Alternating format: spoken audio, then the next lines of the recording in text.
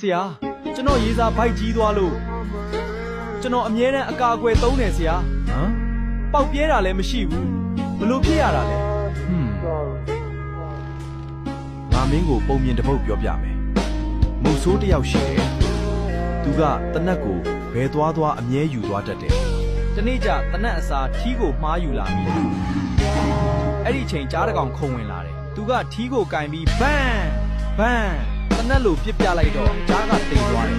ဆရာရဲ့မဖြစ်နိုင်တာအဲ့ကြားကိုတခြားလူကပြစ်လိုက်တာဖြစ်မှာပေါ့ကောင်းတယ်ဗျာခင်ဗျားပုံမြင်ကိုနားလည်သွားပြီပဲနောက်လူနာဝင်ခဲ့တော့